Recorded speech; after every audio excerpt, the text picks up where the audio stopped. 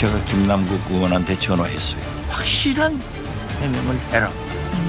근데 해명을 하니까는 더 꼬여요.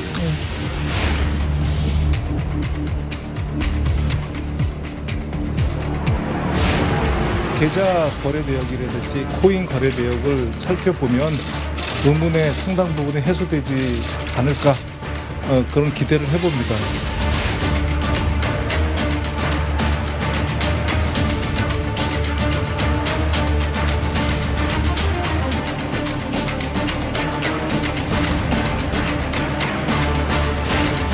한국게임학회에서는 그 의원들 전수조사 필요하다는 얘기도 했었는데 어떻게 보실까요?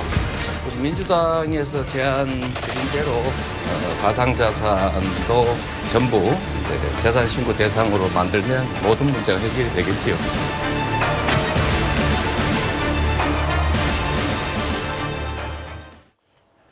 예, 오늘 뉴스탑10은 바로 여기부터입니다.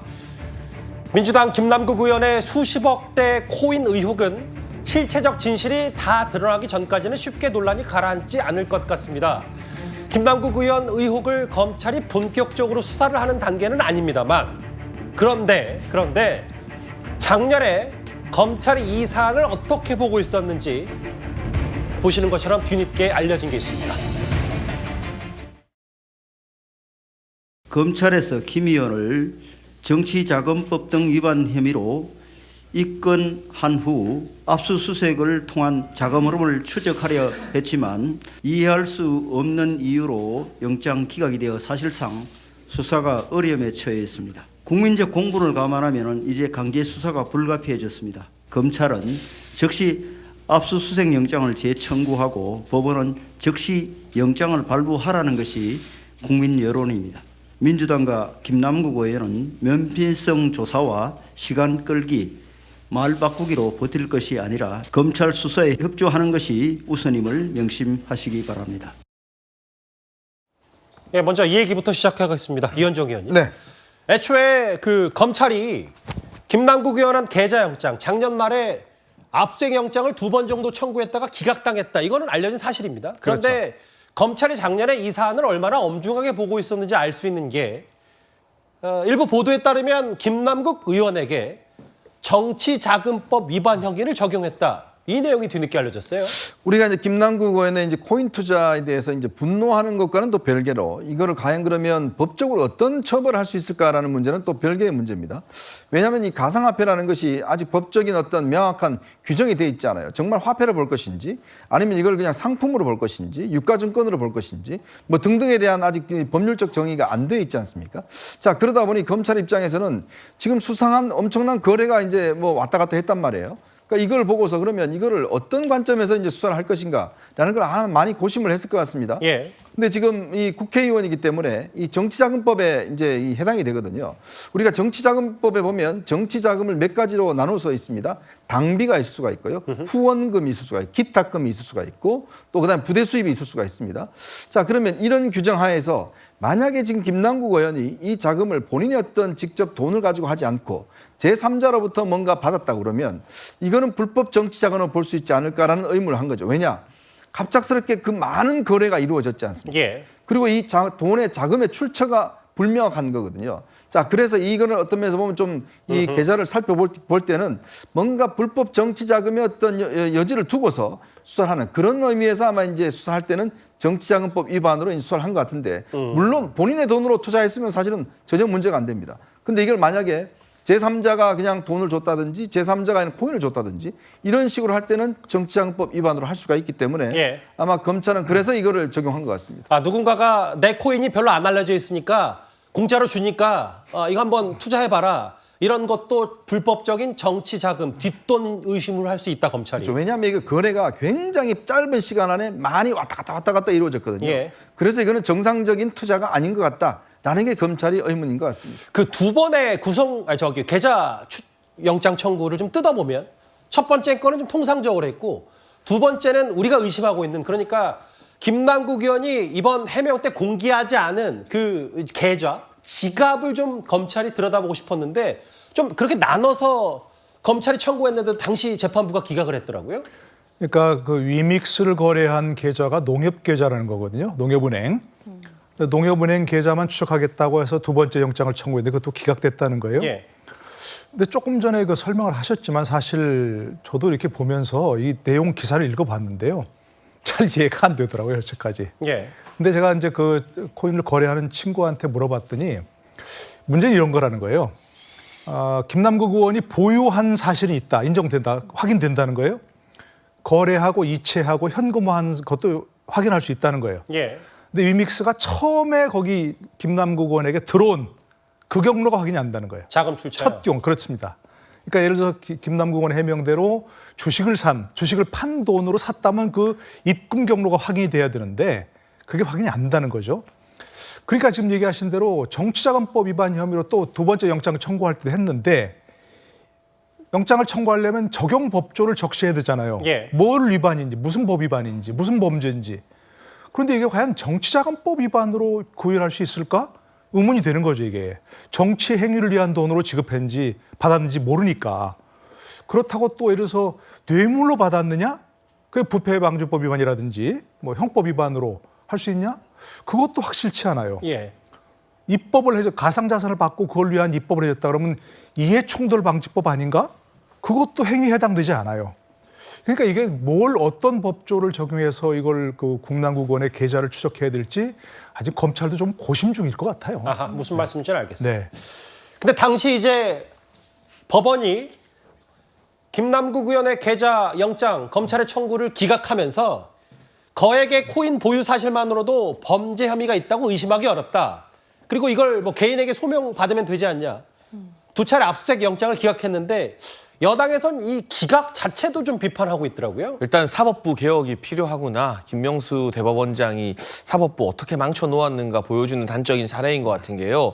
요즘에 이 영장이 청구가 되었을 때만 해도 얼마나 많은 청년들이나 투자자들이 가상화폐에 몸담았다가 손실도 보고 피눈물도 흘리고 했던 시기입니까? 그런데 이렇게 안일하게 다른 사람이 아니라 현직 국회의원이 이상할 정도로 많은 거액의 코인을 보유하고 있었고 FIU에서도 검찰에게 이거 필요하다고 수사 자료까지 필요하다고 보낸 사안인데 이렇게 무감각하게 그냥 기각한 거 저는 사법부의 직업윤리 위반이라고 보고 있고요. 기본적으로 블록체인이나 가상화폐 시장에 대해서 판사들이 잘 모르는 것도 작용을 했겠죠. 그런데 이제 우리가 뒤에서 뭐 김웅 의원의 이야기도 하겠지만 금융정보분석원에서 이상거래 신고받았다고 전부 다 검찰에 보내는 게 아닙니다.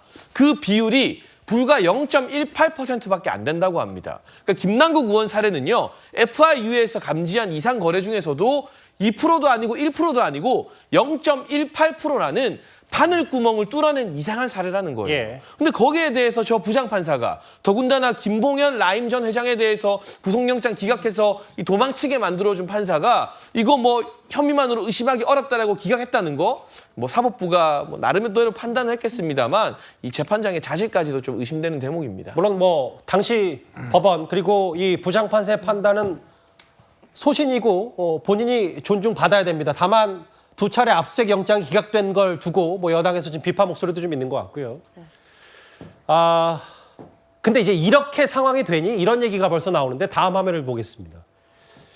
어쨌든 뭐 여론이라는 거는 사람마다 생각하는 건 다르긴 합니다만 최근에 어쨌든 김남국 의원의 해명이 좀 석연치가 않고 해명도 깔끔하지가 않으니까 이때쯤 검찰이 적당한 혐의를 적용해서 세 번째로 영장을 청구하면 아마 법원에서도 이거를 발부해 줄 가능성이 높지 않냐.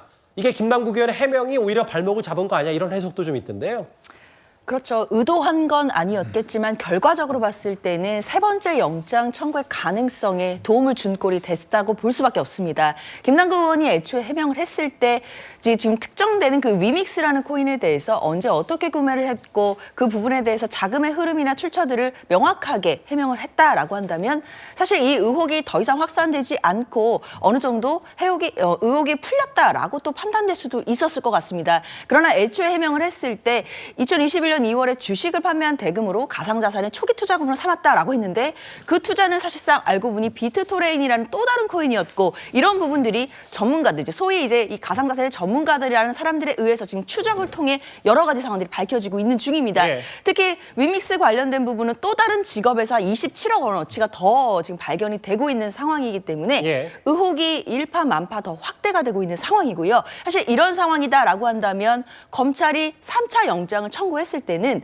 법원도 이제는 영장을 발부할 가능성이 조금 더 높아졌다라고 보겠습니다. 그러니까 이제 여기 화면에 나오는 것처럼 검찰이 좀 계좌를 들여다볼 가능성이 큰 거 아니냐, 재판부가 영장을 발부해 줄 가능성이 큰 거 아니냐라는 얘기가 나오는 게 어쨌든 김남국 의원의 추가 해명이 안 나오고 있거든요. 추가 의혹은 계속 나왔고 보시는 것처럼 애초에 유믹스 전에 비트토렌트라는 코인을 사서 당시에 10배 급등한 차익을 올렸고 그리고 일부 언론 보도에 따르면 지금 어제는 저희가 한 86억, 7억 정도 한때 갖고 있었다라고 보도를 해드렸는데 뭐 최대 110억 규모 정도도 가능했다. 뭐 이런 의혹들은 커지는데 추가 해명이 없기 때문에 개인적으로 김남국 의원 차원에서 그렇기 때문에 영장 발부 가능성 이런저런 얘기가 나오는 것 같습니다. 그런데요, 김남국 의원은 최초 의혹이 불거졌을 당시 한동훈 법무부 장관, 그러니까 한동훈 검찰 탓이라고 주장한 바 있습니다. 그런데 오늘 검사 출신인 국민의힘 김웅 의원이 이런 지적을 했습니다.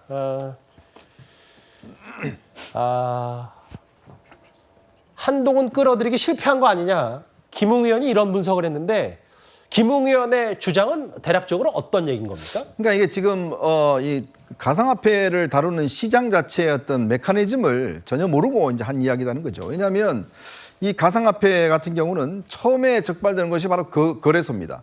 자, 거래소에서 수상한 거래가 있다고 하면 이걸 AI가 포착을 해요. 사람이 포착 못합니다. 워낙 많은 거래가 있기 때문에 AI가 뭔가 수상하다라는 게 이제 포착이 되면 그 다음에 이제 FIU에 넘어가고요. FIU도 마찬가지로 그 많은 들어오는 것 중에서 뭔가 수상하다고 생각하는 것들을 AI가 일단 잡아내고 그다음에 아까 우리 장해찬 최고위원도 이야기했지만 0.18% 정도 되는 것만 가지고 이제 문제 제기를 하는 거란 말이에요.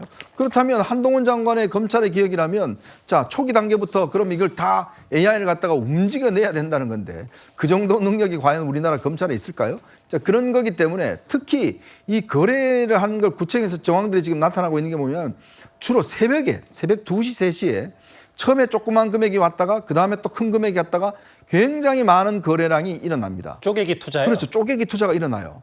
그러면 당연히 AI 입장에서 보면 아니 왜 이걸 한 번에 가지? 왜 다양한 금액으로 새벽에 수십 차례 걸쳐서 가는 건지. 그럼 뭔가 의심을 하지 않겠어요? 그러면 당연히 AI가 그걸 뽑아내겠죠. 이거는 뭔가 수상한 거래다. 그리고 그런 것들이 이제 포착이 돼서 나중에 이게 이제 수사로 넘어가는 건데. 사람이 아니라 인공지능이 파악하는 그렇죠. 거기 때문에. 왜냐하면 사람이 이거 판단할 수가 없습니다. 왜냐하면 그 가상화폐 거래는요 순시간으로 계속 거래가 이루어지기 때문에 그거를 어떻게 사람이 포착하겠습니까? 그 내용도 사실상 확인할 수도 없는 것이고 그렇기 때문에 김남국 의원이 처음에 한동훈 검찰에 어쩌고저쩌고 한 것 자체는 이거는 이 문제의 본인 아마 잘할 겁니다. 그거 아니라는 거 알면서도 문제 초점을 바꾸기 위해서 저는 지적했다라고 보는데 헛발질을 한 것이다. 저는 그렇게 봅니다. 이게 최초에 불거졌을 때 그 다음 날 이거 한동훈 검찰의 작품이라고 김남국 의원이 했었는데 직업과 신분을 알 수 없고 이거 시스템 모르고 전혀 이런 어떻게 돌아가는지 FIU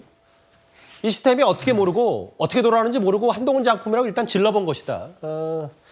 한동훈 장관이 업비트를 조종할 수 있어야 된다. 이런 얘기까지 김웅 의원이 이렇게 비판했습니다. 이 김남국 의원과 한동훈 장관 잘 아시는 것처럼 지난 국회에서 꽤 자주 맞붙었었습니다. 이 논문을 일저자로 썼습니다. 이모하고 같이. 공저자가 아니라 일저자로. 누구와 같이 썼다고요? 이모하고요. 이모하고 누구의 이모 말씀이신가요? 의원님 제가 사실 이걸 다 챙겨보는 아빠가 아니라 잘 모르긴 하겠는데 이모랑 논문을 같이 썼다는 얘기 제가 처음 들어봅니다. 제가 2020년 8월 21일에 발의한 법안이 이재명 당대표를 대한 수사를 막기 위해서 발의한 법안입니까? 그렇게 말할 수 있는 겁니까, 장관으로서? 검사에 대한 기피를 허용하는 나라가 있습니까? 법안을 내셨으니까 아실 것 같아요. 오스트레일리아 있고요. 오스트레일리아, 호주 말씀하시는 예, 있고요. 네.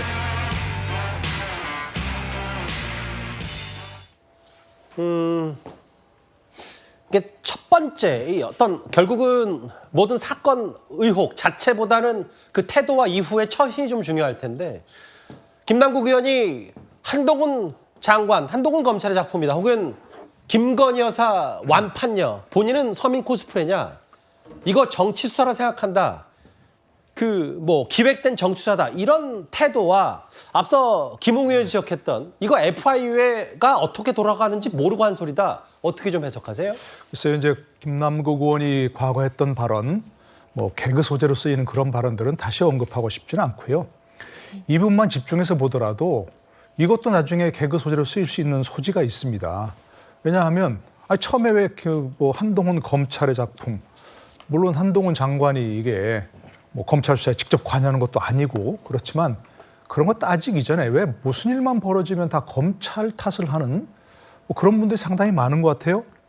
농래원도 검찰 조작이라고 했고 이재명 대표는 검찰의 창작 소설이라고 얘기했고 송영길 전 대표도 검찰 탓을 했고 김남국 의원도 검찰 작품이라고 얘기했고 근데 이분들의 말 종합해 보면 대한민국 검찰은 어마어마한 신적 존재이거나 아니면 무시무시한 범죄 집단이라고 밖에 볼 수 없어요. 이것들 다 검찰이 조정하고 해서 그런 것들을 만들어낸다? 이러면 엄청난 그 힘을 가진 집단이잖아요, 검찰이. 아니면 이런 문제들 다 없는 걸 조작해내는 그런 무시무시한 범죄 집단인데 그럴 리가 없다는 거 우리가 다 알고 있지 않습니까? 그러니까 이거는 전형적인 동문서답에다가 국민들이 도저히 납득도 할 수 없는 그런 정치적 발언이다. 정치적 발언도 어느 정도 국민들이 그래도 그걸 듣고 아 그래 저 정도 되면 검찰이 뭔가 문제가 있어라고 느낄 수 있도록 해야지. 모든 범죄 자신들이 했던 행위는 모든 범죄는 다 검찰 작품이고 검찰의 창작이고 이렇게 한다면 어떤 국민이 그걸 납득하겠습니까?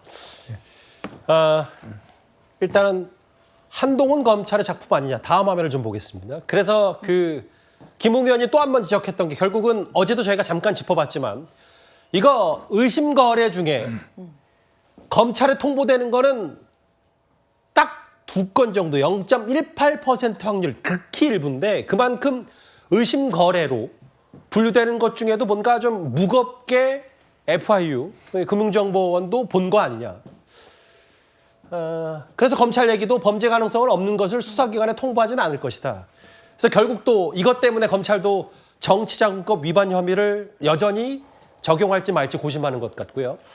그렇습니다. 사실 거래소가 이상 거래를 먼저 발견할 때도 로직이 있고요. FIU에 보고가 된다라고 해도 FIU에서도 당연히 여러 가지 로직에 따라서 판단을 한 후에 그중에서 선별을 해서 수사기관에 통보를 합니다. 물론 0.18%라고는 하지만 그렇게 통보됐던 모든 사건들이 다 범죄 행위가 있다라고 직접적으로 당연히 논리적으로 연결하기는 어려울 겁니다. 그렇지만 적어도 FIU에서는 이상 거래라는 부분을 판단을 한 것이고 그 부분을 수사기관에 통보한 것이기 때문에 그 의미에 대해서만큼은 또 작게 여기긴 어려울 것 같습니다. 그렇기 때문에 검찰에서도 당연히 압수수색 영장을 청구를 했던 것이지만 일단은 지금까지는 2번 기각된 바가 있다라고 전해지고 있지만 앞으로는 영장이 나와서 계좌가 추적되고 그리고 자금의 흐름들이 전체적으로 다 검찰이 들여다볼 수 있는 가능성이 생겼기 때문에요. 김남국 의원으로서는 이제라도 자신의 모든 계좌와 그리고 코인 투자 정황에 대해서 국민께 투명하게 해명하는 것 필요해 보입니다. 그러니까 민주당의 진상조사와는 관계없이 검찰이 지금 세 번째로 계좌를 좀 들여다보겠다. 계좌 영장 청구를 할지 말지 검토 중이다. 이런 보도는 계속 나오고 있습니다.